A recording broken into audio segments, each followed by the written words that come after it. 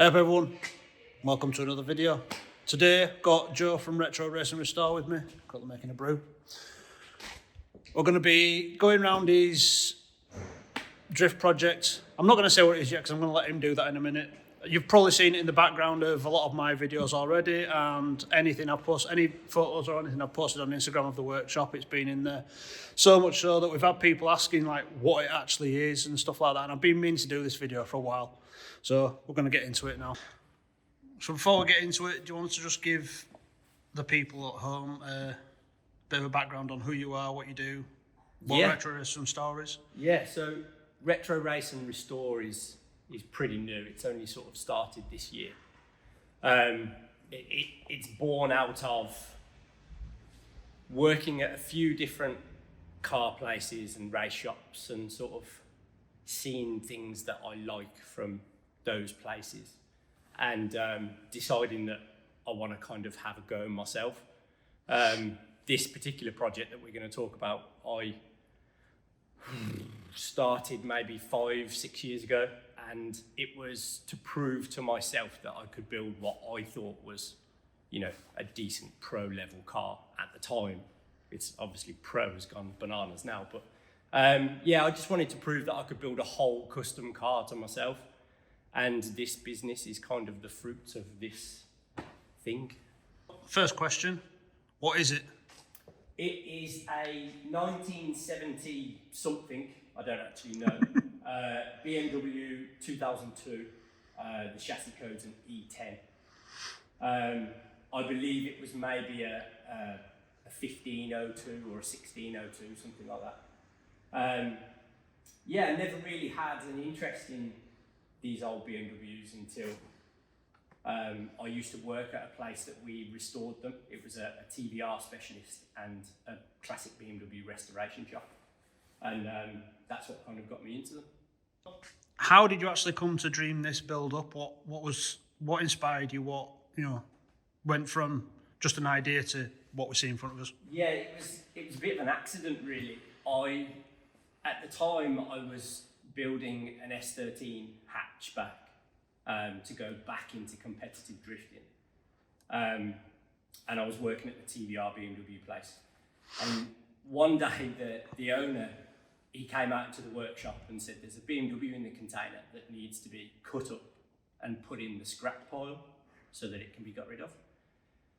Anyway, me and a friend sort of opened a container and we both looked at each other and sort of said, we can't throw this away. So we had a bit of a workshop scrap over who was going to try and get this shell. And I won, unfortunately, Ben, sorry. So it was complete by happen chance, and the boss sort of said, well, if you've got somewhere to put it, you can have it. It had no paperwork or anything like that. It was literally just going in the scrap pile.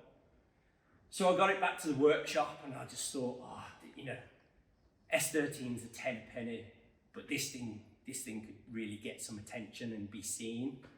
I mean, it's taken far too long to build in the end, but it's, yeah, it was completely by accident.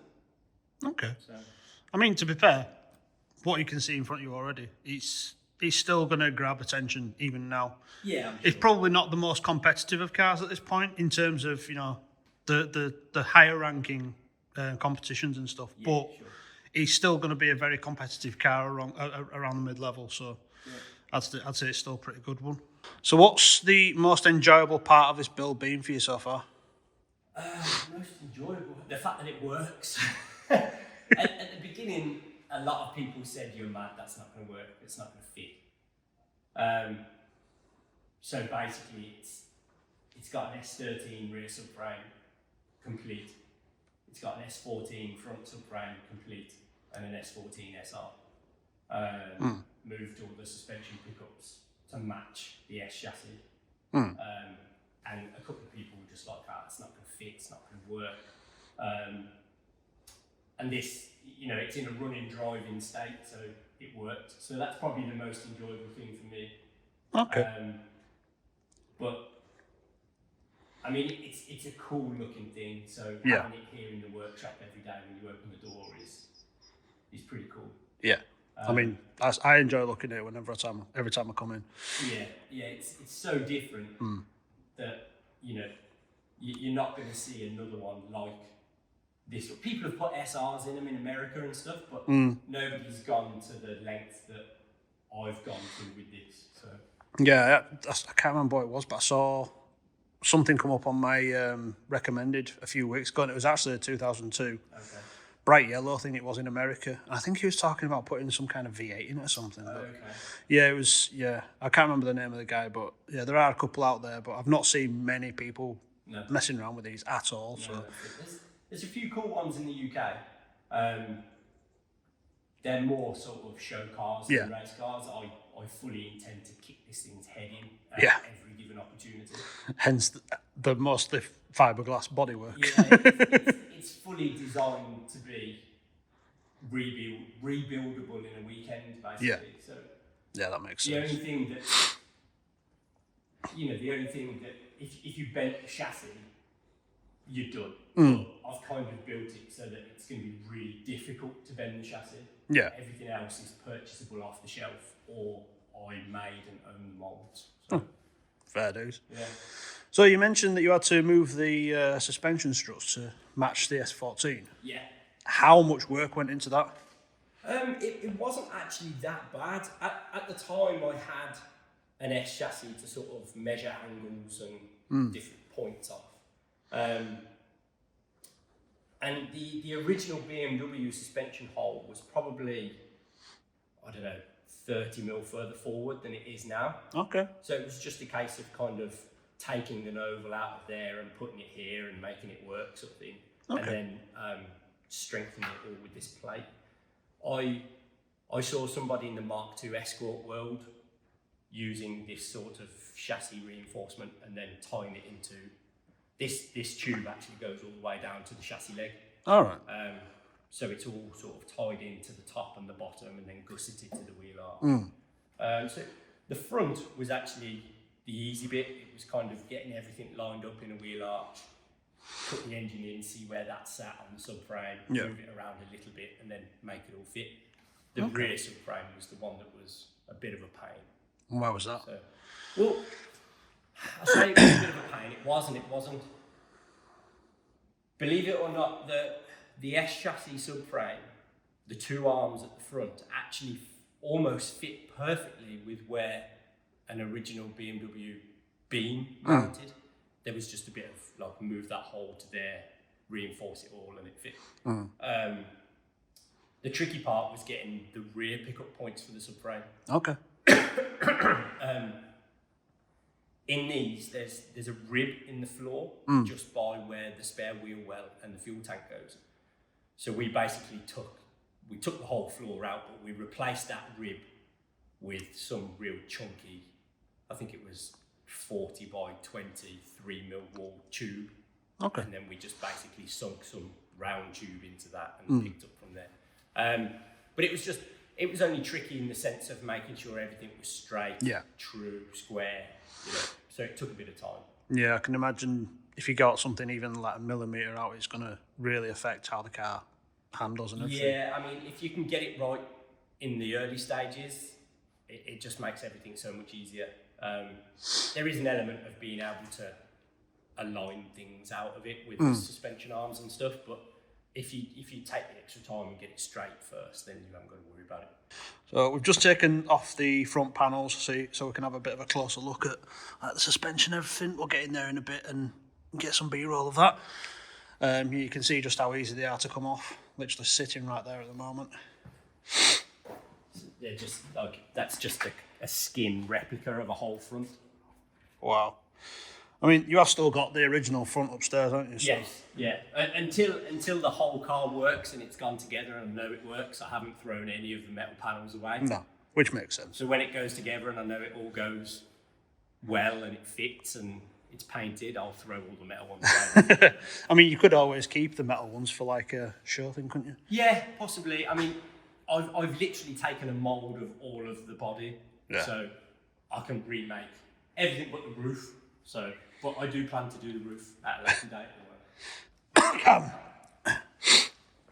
Right, so what's your least favourite part of this build so far? The least favourite part of the build? Do you know what? I think the time it's taken to build, because the problem you've got is you started at point A 5 years ago. You're now at point N. Yeah. And you hate everything that you did 5 years ago. So I think, I try not to stare at the car too much, because I find things that I'd like to remove and replace. And obviously my skill set has grown hugely since I started this, and I'd like to redo bits and bobs, but I think the material worst part of this car has probably been all the fiberglass stuff. Right. There are body kits you can buy for these, but I mean the thing is so wide. I think at the back it's 4 inches wider than stock per side, and then at the front it's probably closer to 6 inches wider per side. Wow. So a lot of the off-the-shelf kits, as wide as they are, this needed to be wider. So that, and the fact that I wanted to be able to reproduce it in a day. If I have a front corner crash, a few hours of fiberglass and I've made more panels. Yeah. So should probably say at this point that you do have a background in fiberglass work, don't you? Yeah, obviously I learned to do laminating at the TVR shop, because obviously they're all fiberglass. So that started with simple repairs, then that turned into being able to make panels and pieces of the car, because they're like a fiberglass monocoque rather than a steel monocoque. So you end up doing a front cut, a rear cut, things like that. And then I actually went to work for HM Sport for about a year, well, just shy of a year, making all the BMW body kits and doing mould making for here and stuff. So this kind of fell in between those two jobs. So it's a bit of a dying art, but I can see why. It's not the nicest thing to do, but it's quite rewarding. I mean, like I say, I've got every panel for this car. The rear end comes off. It's like I've moulded the whole thing, and the fact that the panels come out of the moulds and they just click on is great. So that it was probably, let's say, the least enjoyable part of the build for me. Okay. And is there any one thing in particular that you're absolutely dying to change on this at this point? Do you know what? The only thing I'm really dying to change is its weight. I feel like it probably weighs a bit more than it should. Right. I kind of went a bit overkill on the roll cage, so that's quite heavy. The tube front I made out of some hefty steel that could probably be made lighter. Yeah. I would, once I've verified that all the panels work and they fit, I'd like to have a go at making them out of carbon or carbon Kevlar. Okay. So I'm not necessarily dying to change anything, but there's lots I could change. Yeah. All right. If you had to do this project all over again, like a customer came in next week, they said they've got X shell that they want to turn into a race car or a drift car or something, what one thing would you do differently next time and why? I would probably do a lot more pre-planning. Right. This whole build has kind of been done on the go, if that makes sense. I had an idea in my head of what the finished product would be. Yeah. But there was no planning of each job per se. I had the front end and I was like, okay, this is a problem to solve. Bosh, that's the fix. I'd have probably planned the roll cage out a little differently. Not that there's anything wrong with it, but just maybe put more pre-planning in. So, I don't know. I mean, I really like it the way it is. So, yeah, I'd maybe try and put them off building a complete fiberglass kit that's one off. Just because it's so time consuming. But I mean, you talk about planning there, but I guess we should probably stress at this point that for a long time, this project was something you were doing in your spare time at home. Yes. It was more of a passion project than, you were doing it for work. So there's things you've learned while you've been working that you could put in, if a customer did turn up tomorrow wanting something similar, it would be a very different process now to what you do, what you did building this particular car. Absolutely, yeah. Yeah, definitely. I would probably advise, here we go, that I would advise them not to use an OE wiring loom and strip it down to the point where you've got the bare minimum just to make it work, because the time it took me to troubleshoot and to then use motorsport connectors instead of OE connectors and all that sort of jazz, you could have just bought an ECU and an off-the-shelf wiring loom for an engine wiring loom. Yeah. That's all it is effectively. The only loom that isn't the engine loom is for a few little gauges, and that's kind of it. That's all she needs. Okay. There's provision for electric fans if I ever get rid of the viscous. There's provision for a windscreen heater and wiper motor and stuff. It's just not in there yet. Okay. But the only real wiring loom, it comes through the bulkhead here on these two connectors, and then goes straight down to the battery in the ECU, which is in the passenger footwell. Okay. So going back to the last question I asked, you would probably say that wiring is your least favourite job. Yes, wiring is my least favourite job, and it is probably the thing that I have the least experience with. Yeah. It's not actually something I really offer to customers. Which makes sense. Yeah, if it's just a transplant and stuff, we can use OE looms and things. But building a race loom effectively, I wouldn't undertake for anyone else. No, that makes perfect sense. Yeah. What exactly have you built this car to do? Make lots of noise. No. Initially, it was going to be my new drift car. Right. Like I said, I was building an S chassis, wanted to go back into competitive drifting, gave up on that, built this instead, and we're like 5-6 years down the line. Competitive drifting has changed quite a lot. I think that this would still be quite good at doing grassrootsy things. Yeah. But honestly, the longer it's taken to build, the less inclined I am to go drifting in this. I've got a real attachment to hill climbs and time attack and things like that now. So maybe something like that. It would be wonderful to send it up the Shelsley Walsh Hill because that's local to us. My old boss hill climbs stuff, and he was a bit of an inspiration to this. So I'd love to go to Shelsley Walsh, maybe with him. I'd quite like him to have a drive of it and do some testing in it as well, to be honest, because he's driven a lot of race cars. He's won a lot of different championships in different disciplines.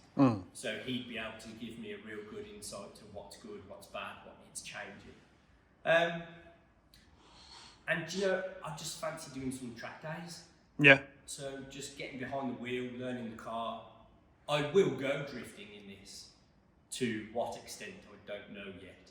But yeah, I just want to race it around. Just want to drive it. So anywhere I can, basically. And it's kind of been built that it could do everything. There's no one thing on this that means it's a drift car. Yeah. It's a race car. You take the welded diff out of it and put an LSD in, you could go to a track day or a hill climb or anything. Yeah. A few tweaks in the suspension and it'd be a well set up track car. Throw the diff back in it, change the suspension, you go drifting again. Okay. So the whole idea at the beginning was that I wanted to build it to do different disciplines, but I was so into drifting back then that this is going to be my new drift car. Yeah. But honestly, I just want to finish it. This is stage one. The end of stage one is when we've tested it, we know what to fix, what to change. I'd like to change the manifold and the turbo, get a few more ponies. I always wanted it to weigh a ton or less, and have 350 to 400 horsepower. Okay. So that would be a fast car on semi-slicks and stuff. So that's the end goal for the project. Where I use it is kind of up to me then. So cool. Yeah. I mean, it would be good to see it pretty much having a go at everything, and no doubt we will cover it on the channel. Yeah, I think that would be quite interesting to make videos of it doing lots of different things. Oh, this week we're doing this, and this week we're doing that. Yeah. You can even take it down drag strip at pod, I guess. Yeah, do you know what? Randomly, my dad is really keen to go up the drag strip in it. Really? Either as a driver or a passenger. He's always said this would be a great drag car. So yeah, maybe one day we put the Advans on the back and go and do a drag run. Yeah. No, that'd be cool. Yeah, it would. That'd be really sweet. But yeah, I mean, we will cover everything that this car does on the channel, because obviously it's not going anywhere. No, we spend a lot of time together. We are good friends. Like I said, that sounded weird, but yeah, we hang out a lot together. We game together, and we work on these nuggets together. So, and this workshop is ours. Oh yeah, and we've got a lift as well. Forgot about that bit. Yes. I know. I'm still getting used to the fact that we've got it. I've banged my head on it about 3 times already. That's what they call it. I know, but it's usually at the side when I bang my head on it, because I'm sat on the trailer underneath it, and then I go, don't, oh. Yeah, that's going to make things, especially on this, Yeah. like I say, changing diffs or any work underneath. It's Yeah, any exhaust work, stuff like that. It's going to be wicked. Yeah, I need to remake the exhaust because it's a bit antisocial. Just a bit. I remember when we moved it from your old workshop back to your house, and you were like, that's louder than I remember. Yeah. Why is it louder out of the workshop? Yeah. Cool. Yeah, I'm sure we'll start to document bits on this as well. I mean, Yeah. It's 90% finished, so we've missed the majority of it. Yeah. But there is still a few bits that need doing. Like I say, we've got to change the exhaust, we've got to finish the body, we've got to paint it. Yeah, I mean, the difficult part of it, like you said, it was already well underway before we started filming stuff. Yes. And it's at the point now where a lot of the stuff you're doing is kind of just niggly little bits, just getting it ready to be painted or finishing off your bits of wiring or whatever. So it's kind of not stuff that's going to be really interesting for people, but like once we actually get to a point where it can be painted and stuff like that, you're going to see a drastic change in it on the channel, and then finally we'll see it out on track. Hopefully with the Laurel as well, but we'll see about that one. Because that needs a roll cage and everything, which he will be doing. What is the one thing on this project that you're most proud of? Yeah, so we've come to the back of the car because the rear tube frame and fuel cell setup is my favourite part of the car. The cell itself is a fuel safe cell from America. Okay. That I worked with my old boss from the TBR place to put together. And then I've always admired, the in-tank pump setup. Yeah. I don't like seeing pumps and lifters and swirl pots and everything dotted around. So I've always really liked these setup, and I was fortunate enough to contact Nuke Performance a few years ago to see if I could get hold of one of these. It just keeps things so neat, so tidy. It's so easy to work on. It's easy to feel, and it looks motorsport. And for me, that's my favourite bit of this car. I love being at the back of the car and looking inside here.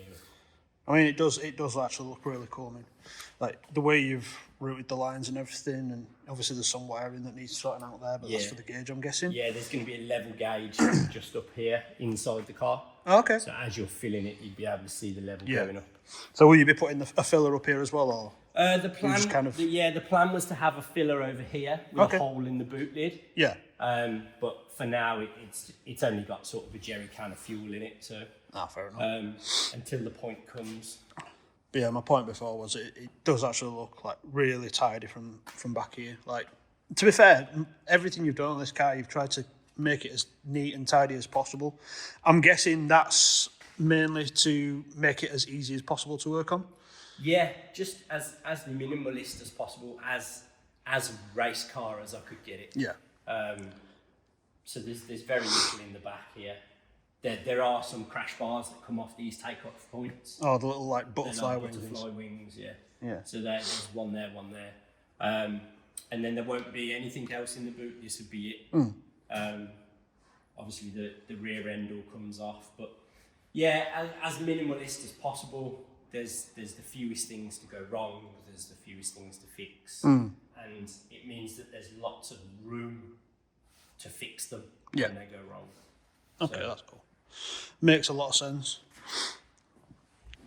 What was the reason for going with an SR20 over any other engine?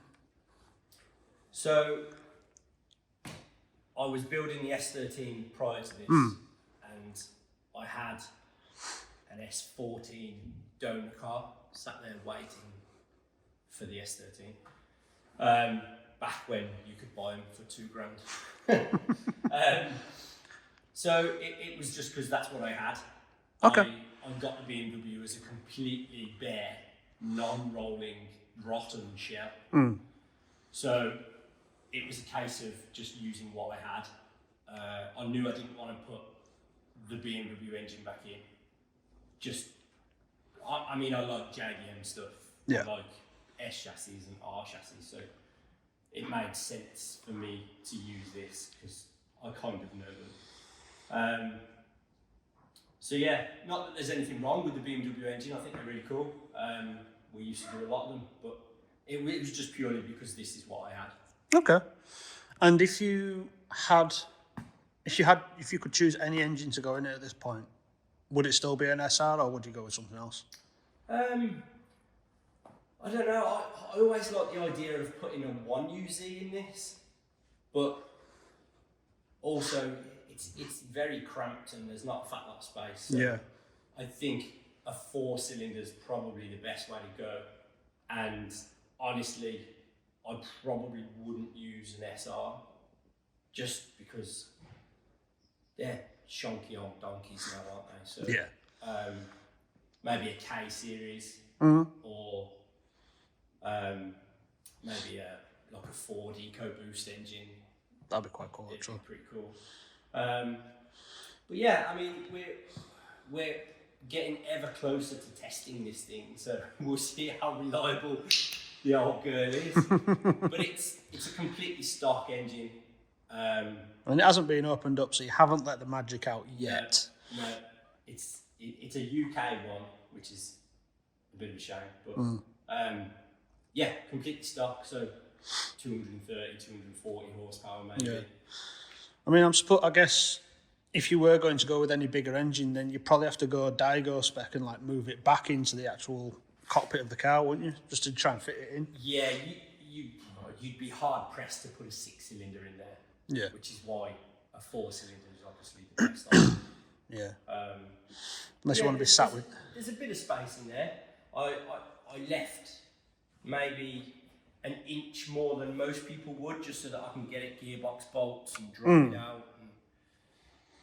And that was kind of happen chance. It was just like, this is where the subframe wanted to be. Right.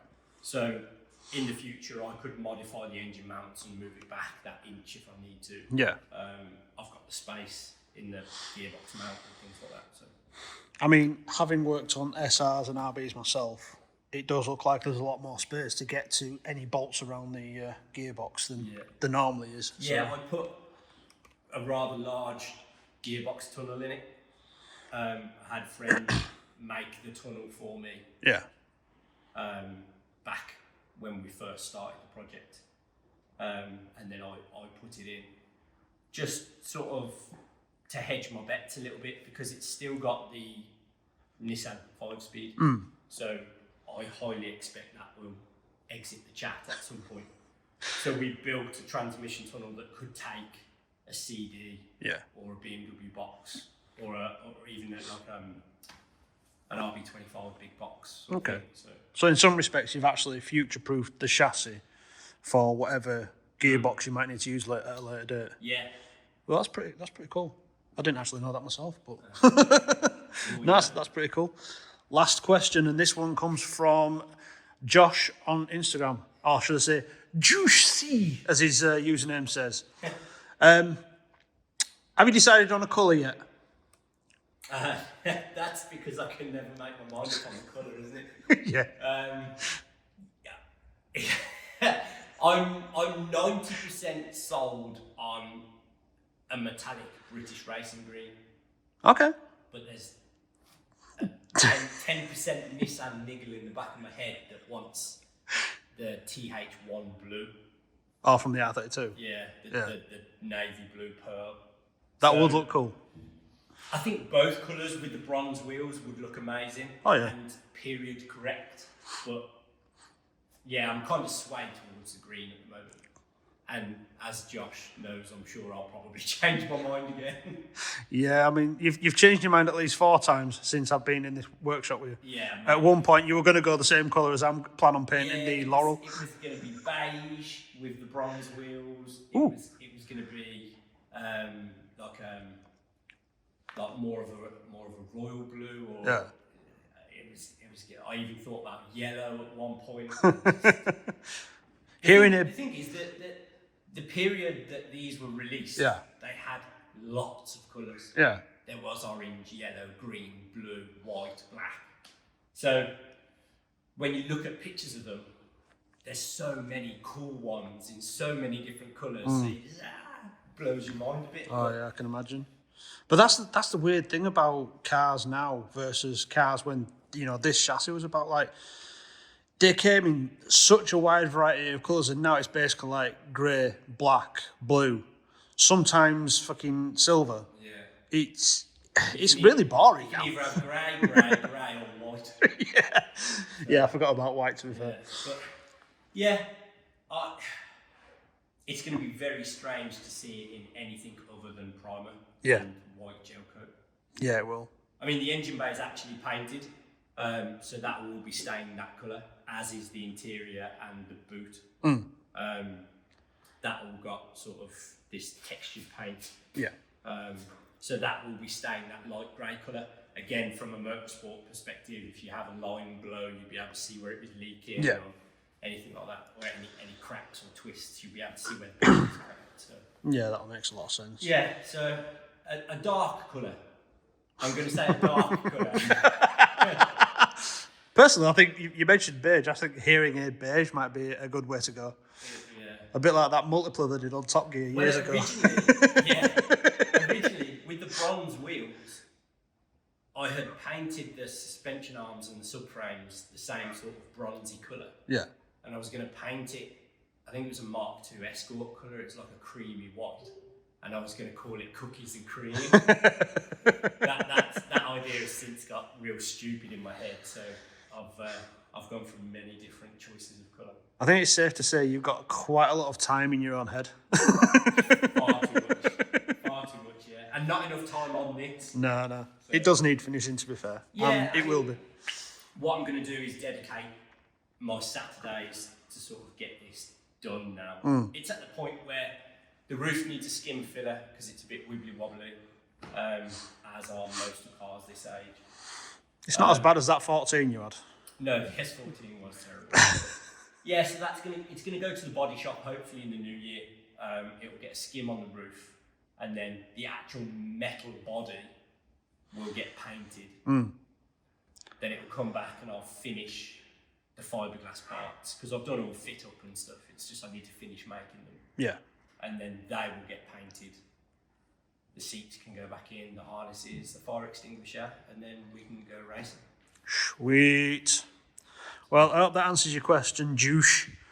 I think he wants to ride as well. Yeah, he does, but he's going to have to join queue. As soon as it's done, there'll be a long queue of people wanting a ride, I think. Yeah, I mean, I can see this being quite popular anywhere it goes.